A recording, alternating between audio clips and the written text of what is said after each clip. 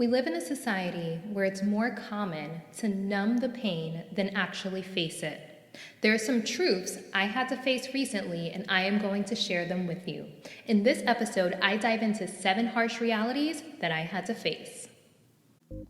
Welcome to the Abundance Hack Show, Season 4, where we are focusing on mastery. The last 3 seasons, I gave you the information. Now, we're focusing on integrating it into our lives and embodying it. If you are ready to master your thoughts, emotions, and patterns to feel whole, fulfilled, and really grounded in who you are without dimming your shine so you can live the abundant life that you truly desire, then you are in the right place.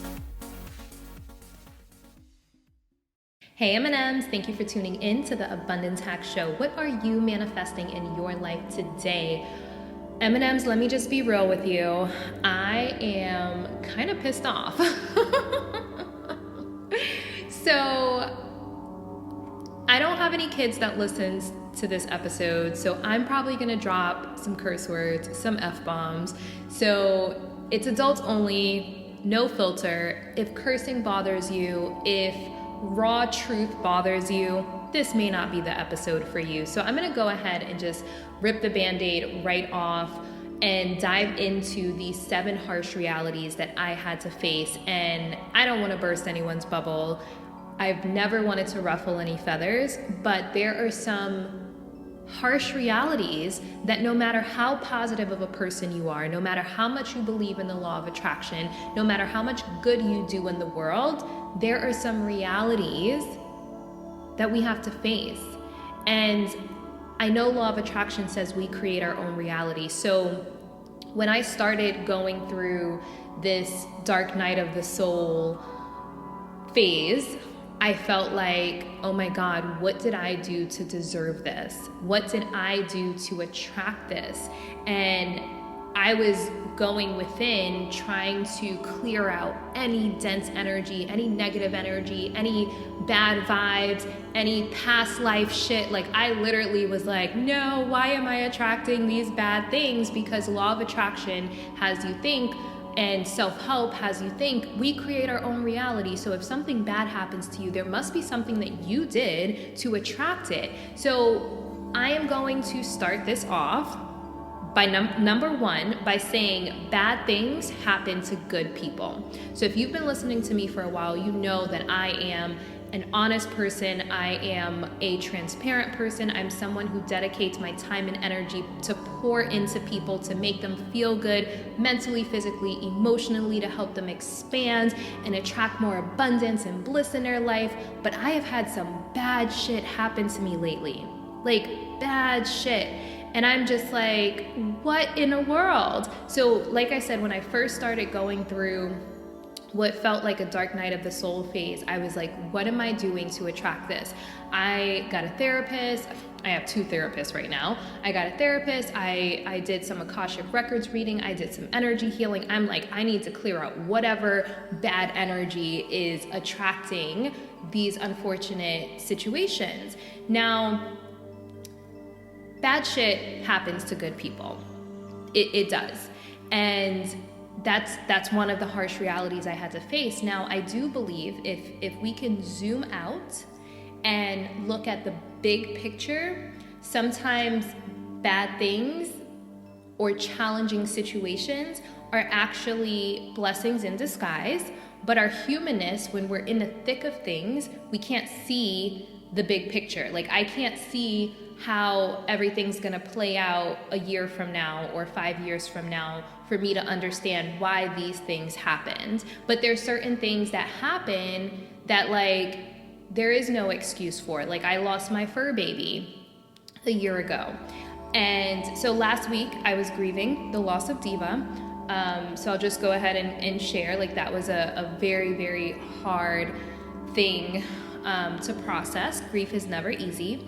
So there is no explanation as to like why a fur baby would mysteriously get sick and pass. You know, like I can come up with some type of some type of story to make myself feel better. But the reality is that the first harsh reality I've had to face is bad things happen to good people. And I took such good care of her. I took such good care of her, and she still got sick, and something still happened. And so it's kind of like, I'll share, this is not really related, but I'll share just because, that's what I do. I share transparently. One of the things that we're doing in therapy is parts work, unblending, unfreezing my fragmented parts. And I have a part of me that is a hopeless romantic, and it is legit a rom-com in my brain. Like, the way my brain operates is like, there is a happily ever after, like something bad happens and then everything's okay and she lives happily ever after. Like, that is how my brain operates. In my head, there is a handsome knight that's gonna swoop in on his horse and come save the day and like swoop me up and like tilt me back and like kiss me, and we live happily ever after. Like, that is how it works in my brain. And so, because I'm such a hopeless romantic, because I'm such an optimistic, happy person, and I choose to see the best in people, it's made me susceptible to people taking advantage of me. It's made me susceptible to extreme disappointment. So what happened is, I allowed that part to become fragmented, and I hid that part. I hid it from the world, I hid it from myself, and I adapted a part, a protector part.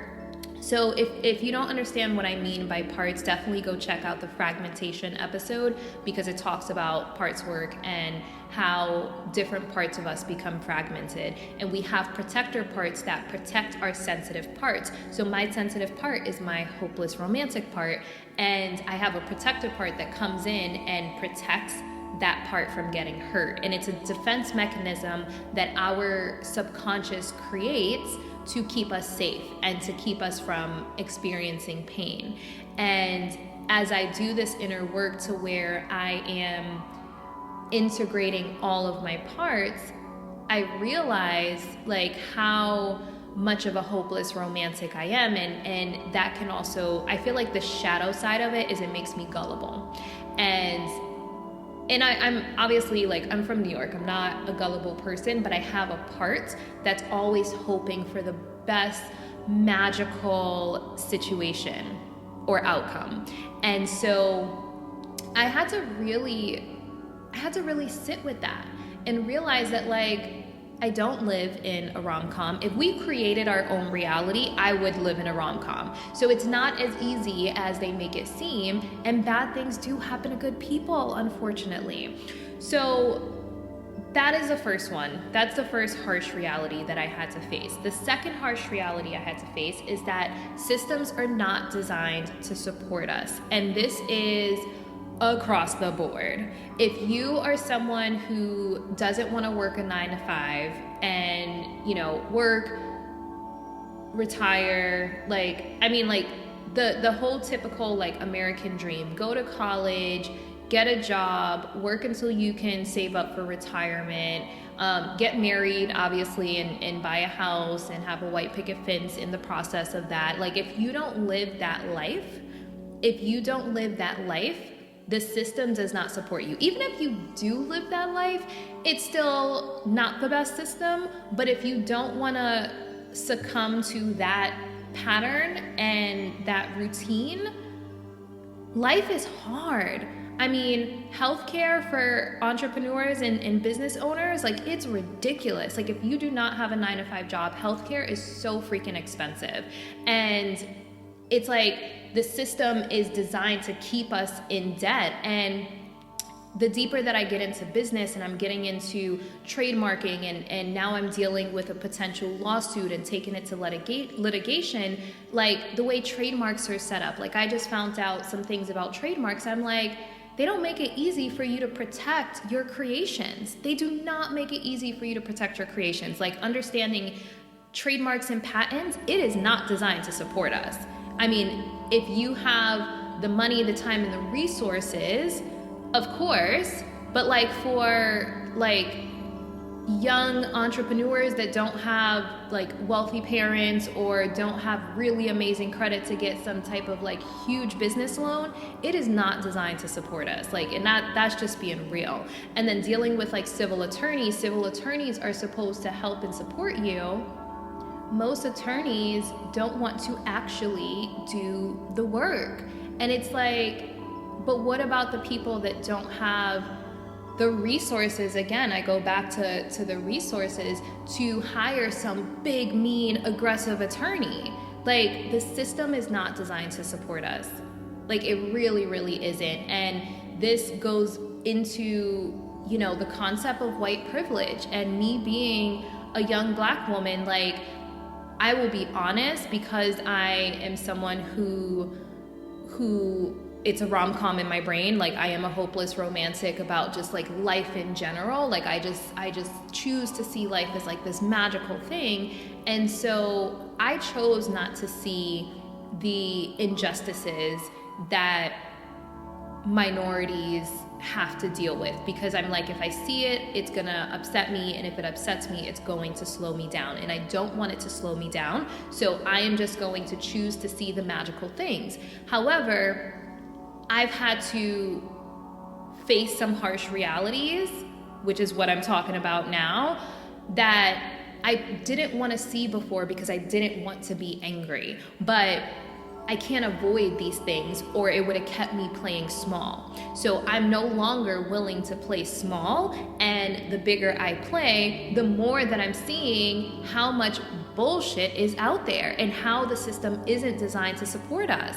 It really isn't. And when I say us, I'm saying like creatives, business owners, entrepreneurs. Like, it is hard. They make it hard for you if you don't want to fit their mold. And I've never fit into an American dream mold, and I just see like how much shit I've had to deal with. And don't get me wrong, like, if you live the American dream, you still have, you know, people that get laid off from their jobs, and people that you know, they go into the whole marriage and white picket fence thing, and they go through a divorce. Like, there's still challenges on that side of it. I can't speak to that because I've never lived that life. So I can only speak to the challenges that I faced as a business owner, as an entrepreneur, as a Black woman, and healthcare, and freaking civil attorneys, and like trademarks, and like people stealing your shit, but they don't make it easy for you to protect your shit. So it's like this vicious freaking cycle that pisses me off. It pisses me off, and I'm just like, why don't you make this easier? But then the law of attraction comes and says, oh, just focus on the ease and follow your joy and blah, blah, blah. Like, I've been doing that for years, but it keeps you in this holding pattern. It keeps you playing small because you're like, oh, if it's hard, that means that it's not meant for me. Or if it's challenging, like, it's all these mind fucks to keep us playing small. And when you decide, I'm not playing small anymore, I'm gonna go for it, and I'm gonna go for the big goals, I'm gonna go for the big dreams, you realize that the system is not designed to support that. Let's be real. It's not designed to support that. But go big anyway is what I say, but just have this understanding of these harsh realities. So let me know what you think. I want to hear how you feel. I want M&Ms, I want you to tell me what you think about pissed off Niajae, because every now and then, you know, I have to get on my soapbox and rant about something. So thank you for listening. Okay, number 3 is you can't be vulnerable with everyone. So I did intimacy coaching. If you've been listening to me for a while, I share my journey with you. I've done intimacy coaching. I am certified in Brené Brown's Dare to Lead. So if you know anything about Brené Brown, which if you listen to me, I'm sure you do because I talk about her all the time, she talks about vulnerability. She is known for vulnerability. So with vulnerability,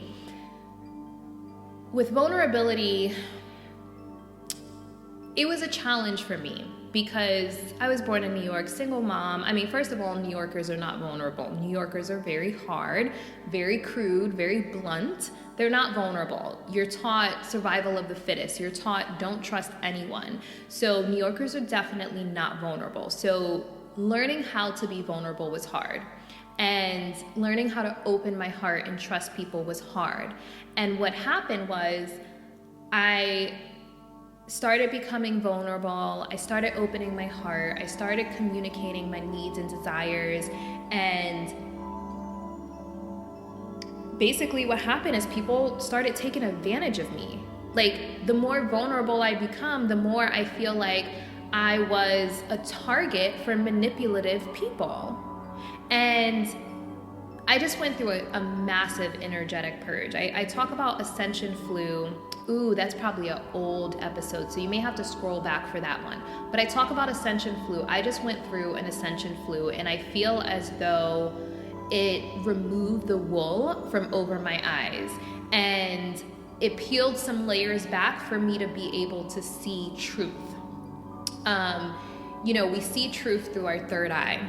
Our third eye, and it's connected to our pineal gland, and there's a lot of things that they say decalcifies your pineal gland. I'm probably going like way left field right now, but like fluoride toothpaste, for example. So I don't use fluoride toothpaste. I don't use fluoride mouthwash. I use all natural products to ensure that my pineal gland is not being decalcified, so I'm able to see clearly.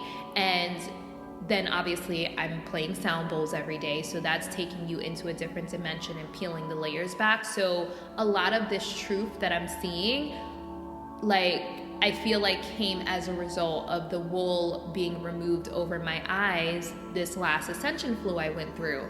So I realized like how much I've been gaslit throughout my life. And I had a situation where someone I feel manipulated me and took advantage of me romantically. Like, I was vulnerable. I've had a rough last few months with like the company I partnered with screwing me, which I share in the Navigating Betrayal episode. And then just, moving out of my place with my ex. Like, I've been extra vulnerable, but I'm someone that like I share what I'm going through, because I believe sharing my truth gives other people the courage to share their truth. And in a process of me sharing my truth, it made me susceptible to someone, for someone to like come in, and I thought that they were like such a good person and such a good listener and such a caring person, and they really weren't. And I'm just like, but damn, doesn't the law of attraction say if you have a pure heart, you're gonna attract pure-hearted people? It doesn't tell you, but beware of the manipulative people that prey on vulnerable people. That's the thing. Like, Brene Brown doesn't talk about like, okay, don't be vulnerable with everyone. You have to assess people first before you are vulnerable with them. So don't just like walk the earth vulnerably, which is what I was doing. I need a clear direction, okay? I need a clear direction. Be vulnerable with people that are emotionally safe, which is actually one of the things that I posted about recently. You can't be vulnerable with everyone, because not everyone has the capacity to hold space for you and to hold space for your vulnerability. So, M&Ms, I am fired up. Okay, I can talk about that specific situation forever, but I don't want this podcast episode to be too long, so I'm going to go ahead and move on to number 4. So I've been talking a lot about the law of attraction so far. Number 4 is the law of attraction in the self-help industry will have you wondering, what am I doing wrong, when they're just flawed systems? Now, when I say flawed systems, I'm not saying the law of attraction doesn't work, because obviously it does. We know that the law of attraction works, but how it is taught and how it programs us to believe in it in the way that they position it, it will have you wondering, what am I doing wrong? So if you believe, if I'm a good person and I have a pure heart, I'm going to attract good things. That is not always the case. Yes, you will attract good things, and you're also going to attract some shitty things. So don't think that just because you're a good person, it negates you from having any shitty thing happen to you. Because when something shitty does happen to you, then you sit back and wonder, what am I doing wrong? And learn from my mistakes. Learn from, and I study this shit. Like, I study this shit. I told you last episode, like, I geek out on this type of thing. So I'm just seeing the flaws in the system of how it's taught and how it's programming people. And what happens is, when something shitty happens to you, it creates shame, because you're like, damn, what negative vibe did I have in my energy field for me to have attracted this? And that's not okay, because shame is a negative emotion that's people usually don't say, I have shame. People don't name it. So what happens is it becomes lodged in our physical bodies and it becomes lodged in our energy systems. And then they have to come into Bliss Bar to like clear out that energy. You know what I mean? And if you don't clear it out, if you don't have a Bliss Bar or a sound healer or energy healer or something of the sort, it turns into a physical ailment, and a physical ailment turns into illness. And obviously we have autoimmune diseases and gut issues and cancers running rampant right now because we're storing so much shame. We're storing so much guilt and embarrassment around these things that are happening to us because we feel like, well, I'm a good person. I have a pure heart. So like, why is this happening to me? What am I doing wrong? And we're taking that on. And it's not okay. It's not okay. Like, there are flaws in the system of how we're being programmed. And the actual concept of self-help is great. The actual concept of the law of attraction is powerful. But the way that it's being taught, it's not in a way to where it's clear, and it's misleading people and causing shame. So, you guys, harsh realities.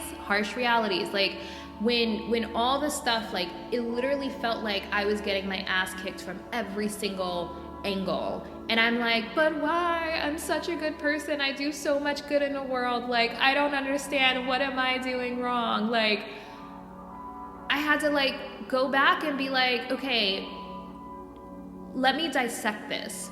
Let me dissect this shit and see like where is the issue here? And the issue isn't me, because when I talk to friends of and colleagues and other business owners, like, everyone has some unfortunate shit happen to them, no matter what kind of person they are. But the law of attraction will have you believe if you do good in the world and you live your purpose, like, things will get easier. Bullshit. I call bullshit. Like, no matter how much good you do in the world, you're still gonna deal with challenges, and people will still try to take advantage of you, and you will still have bad shit happen to you. And that may sound really fucked up. But if you live in this bubble, which I used to live in a bubble, and let me just tell you, like, I liked it for a really long time. I lived in a fucking bubble for a long time, but the more that I started doing sound therapy, so I placed myself in this bubble. Like, I didn't allow myself to see anything other than love and light. Like, if it wasn't love and light, if it wasn't positive, if it wasn't magical, I did not see it. But what that did was it created such a huge disconnect from the real world. I was not living in the real world. I was living in a Niajae fantasy world. I kind of liked it, and I'm like, maybe I should just go back.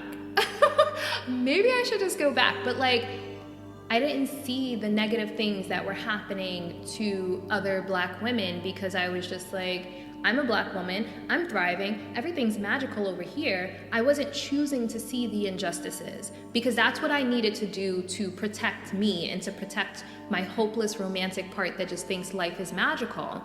And so through the inner work, this is why therapy is powerful. This is why doing some type of parts work or going through the fragmentation, like the process of integrating your fragmented parts, this is why it's powerful. So what I need to do is honor my hopeless romantic part and also honor my protector part and get them to play nice. Be a hopeless romantic and still hope for the best, and have my protector part be the rational part of me. Because like right now my protector part is in like angry mode and like shut everything down, like, you know, a little too aggressive. But it's like that calibration of finding the happy medium of like, I am still going to hope for magic. I am going to still try to see as much magic in the world as possible without ignoring that there is bad shit happening in the world. Like, I mean, I feel like after the pandemic, like we can't deny, no one can deny that there's bad shit that happens in the world. You know what I mean? So getting these two parts that are polar opposites to play nice and to find a happy medium. And that's where I'm at in my life. And this last ascension flu that I experienced, it opened up my eyes to so many things. And I'm just like, damn, like there is some harsh shit out here. And I'm still going to be grounded in who I am. And part of who I am is a hopeless romantic. So finding that balance between those two parts. Okay. So number 5 is people are not self-aware. So when they say I'm holding space for you, it's not the same as them actually doing it. And if you didn't listen to the self-awareness podcast episode, I highly, highly, highly recommend it. So I did a ton of research on self-awareness, and the research basically says that only 10 to 15% of people are actually self-aware, and that is a super low number, 10%. So if you have 10 people, a group of 10 people, only one person, maybe 2, are self-aware in a group of 10. The others just think they're self-aware. And so when people say, I'm holding space for you, I'm here for you, usually they're actually not. Okay, and it's just the same as when people type LOL. You know, we're always texting these days. When they type LOL, usually they're not actually laughing. So it's literally the same. And the harsh reality is like we live in a fake ass reality. We live in a fake ass society. Seriously. So you would not believe how many people have told me this last year, me, you know, going through all the ups and downs that I've gone through, I'm here for you. I'm holding space for you. You haven't even asked me how I'm doing. Like literally, I'm holding space for you is equivalent to LOL in my brain. Are you actually laughing out loud? Are you actually laughing at all? No. Are you actually holding space for me? Do you actually care what I have going on? No. Like literally, but the thing is, people think that they are. They think that they are, but they're not, because they're not self-aware. Because only 10 to 15% of people are actually self-aware. So we live in a fake ass society, you guys. Like for real, for real. I hope I'm not bursting anyone's bubble, and I'm not ruffling any feathers, and I'm not making anyone sad. Because the thing about it is, this is not to bring anyone down. This is to open people's eyes. I want you to know that if you have said to yourself, what am I doing wrong? It's not you. It's the system. If you have said, why is it so easy for everyone else and I'm having such a hard time? It is not you, it is the system and social media, because everyone pretends they're amazing on social media. If you have felt like, damn, maybe I just can't do it, maybe I'm just not good enough, maybe I am the problem, maybe I'm tripping, you know, that used to be my phrase that I would say all the time. It's not you. It is not you, honey bunny. M&Ms, I'm gonna say it again. It is not you. It is the programming. It is the system that is not designed to support us. It is not designed for us to win. and win big. But what I say is win anyway. Fuck the system. I told you I was gonna drop some F-bombs. Fuck the system, win anyway. Find your magic, create your magic. I am a hopeless romantic. I want the world to be magical, and every opportunity I have to create some magic, I take it. And I'm not going to stop. If anything, I need to bump it up because I feel like the world is like hard right now. Like the world is harsh right now. And no matter how good of a person I am, no matter how many times I play my sound bowls, no matter how many times I like pour into people and live my purpose and do all these things, the world is still harsh. So it's not we create our reality. Like, it's kind of like we can create our reality in the sense of like choosing what we focus on. But I think if we only choose to focus on the magic, which I've done, I told you I was in my bubble, we're disconnecting ourselves from the real world. And when I was like, no, I need to be connected to the real world, because if I really want to help people, I need to understand what people are actually going through. If I really want to hold space for people, I need to understand that they really are in pain and there is some really unfortunate things that are happening out here. And I can't do that in my magical bubble because I'm just like, oh, well, everything's magical. Like, it can't be that bad. You know? So I had to come out of my bubble. I don't know if I like it. I honestly don't know if I like it. But I had to come out of my bubble to do this work that I do. And I'm like, damn, it's hard out here. Like, when I got out of my bubble, I'm like, life is kind of freaking cruel, you know? And I think that there's a certain level of acceptance that had to happen with my last Ascension flu. And yeah, that's where a lot of this is stemming from. Like, this is the world that we live in, but what are we gonna do about it? I don't say, you know, buckle down and wave your white flag and just live an average mediocre life. I say, like, okay, we need some tough skin. We need a fucking backbone so we can create our magic. So still be magical, still go big, still go for the big goals and the big dreams, but realize the system is not designed to support us in that, but do it anyway. Woo, you guys. All right. So let me try to wrap this up quickly. Number 6 is people hate people with boundaries. And you know why? Because they can't manipulate them. So have boundaries. Boundaries sits in our solar plexus. Have boundaries with everyone. Everyone. Have boundaries.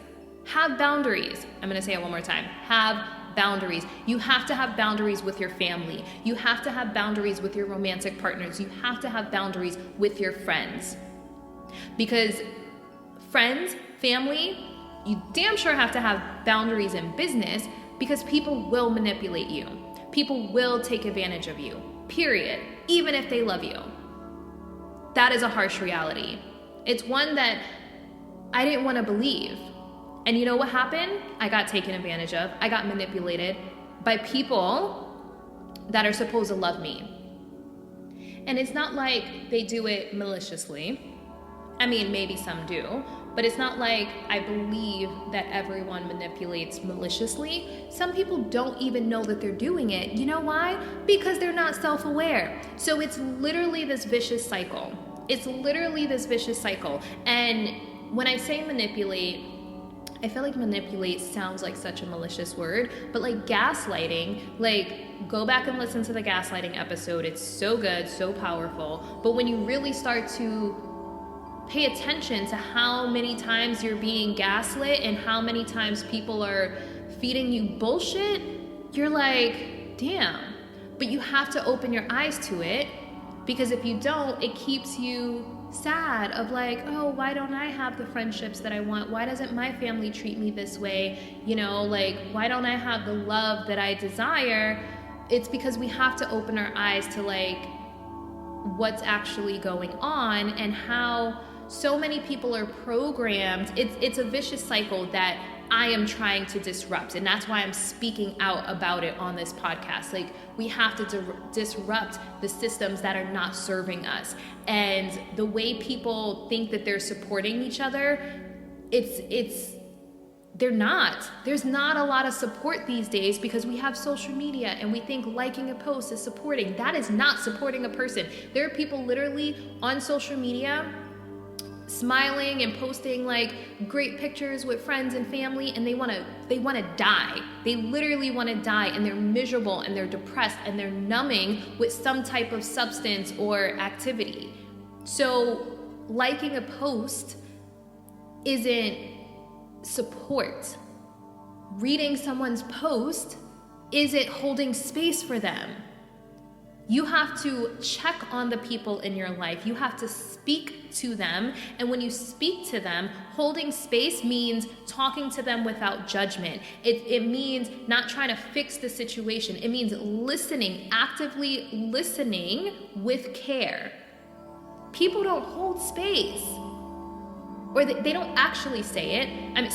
They don't actually hold space. They say it just like they say LOL, and they're not actually laughing.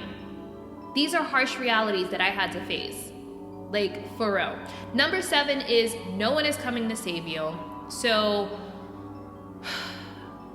obviously, I have a hopeless romantic part that is just waiting for my knight in shining armor to just come swoop me up and save the day, and we like ride off into the sunset and make passionate love and live happily ever after. It's a rom-com in my head, you know? Like, I want that madly passionate relationship that like everyone's jealous of. I'm kind of, well, no, I'm not joking. No, but I really just want like that person that just makes me feel like, oh, this is why I've waited so long to actually like fall madly in love, because I was waiting for you. Like, this is how the script goes in my brain, like, for real. So yeah, I have to face the harsh reality that no one's coming to save me. And sometimes you have to fight, and sometimes you have to flow. So no one's coming to save me, so I can't sit on my ass and wait for things to happen. You know, law of attraction is like, oh, just get your vibration right, just get your vibe right, and like, it'll come. Bullshit. For real. You have to go after the things that you desire, and sometimes you have to flow. When I say flow, be still and allow. So there's a ebb and flow. There's a nuance to it where law of attraction is like, oh, just get your vibe right and it'll all like work out. Like, it's not that simple. It's not that simple. So I had to realize that, and then I'm like, well, how do I know? How do I know when to fight? And how do I know when to flow?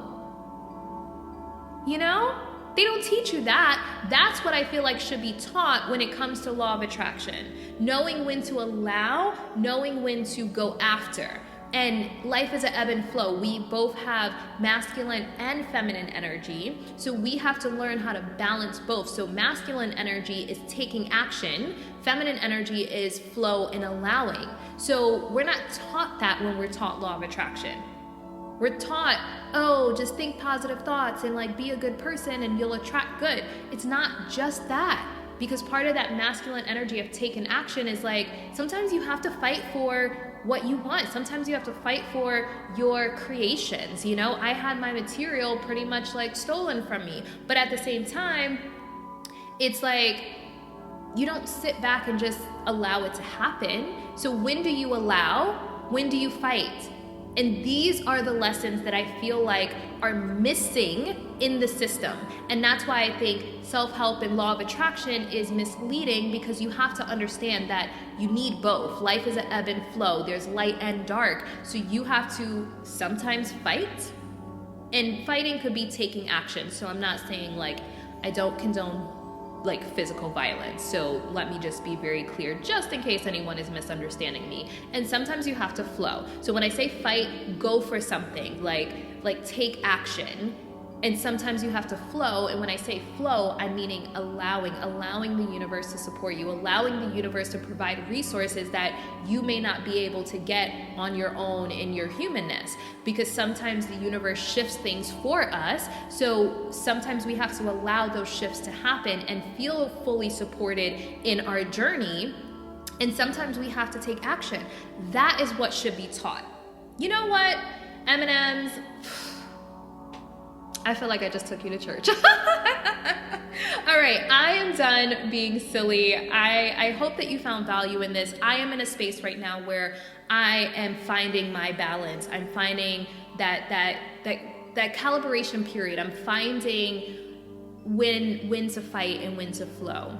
And there's no right or wrong way to go about a journey. This is just me sharing my truth and where I'm at. And like I said, I share my truth with the hopes that I give others courage to share their truth as well. There is no right or wrong way. So if this resonates, great. If it doesn't, because your journey is different, totally fine. But for me, it's all about finding balance between things. It's that ebb and flow and knowing when to push and fight and take action for what you want and what you desire, and when to flow and allow the universe to support you with divine guidance and divine resources that I may not be able to access in my own humanness. It's a cycle and it's a never-ending process, and that calibration period sometimes is hella uncomfortable. Like super uncomfortable. So if you're in that space, I feel you, I see you, I love you, and don't give up.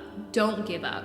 So I hope you found value in this. And I always love to hear your feedback. And I always ask people's advice because, you know, that external self-awareness, if you listen to the self-awareness episode, like, I always ask feedback because I want to know how people perceive it. Like, I know my intention in providing this content, but I always love to hear how people perceive it. And everyone's going to perceive it different because everyone's in a different place in their own journey. So I always love to hear from you. Hit me up on Instagram at Niajae. I'm also on Facebook all the time. You know, you can find me. Not hard to find me. But I hope that wherever you are in your journey, you are setting boundaries and you are going after your goals and desires. And if you find yourself in an unfortunate situation, know that it's not you. It's not something that you've done wrong. The system is jacked, you know, and it's not designed to help us win, but I say win anyway. And bad things do happen, but usually, not always, usually they have a purpose and we have to trust the process. That part is not always easy. Honestly, trusting the process, I almost want to say is never easy because we have to trust. It's easy to trust when things are going great, but it's harder to trust when things are going bad. And so when things are going bad, that's when we actually have to trust. So again, I hope you found value in this. I would absolutely love to hear your feedback. If you are in the thick of it as well, I see you, I love you, stay strong, and most of all, be decadent. Thank you for tuning in to the Abundance Hack Show. I would love to hear from you. Leave your comments and questions, and don't forget to subscribe so you don't miss any of our yummy episodes. Every time you leave a 5-star rating or review, I do my happy dance.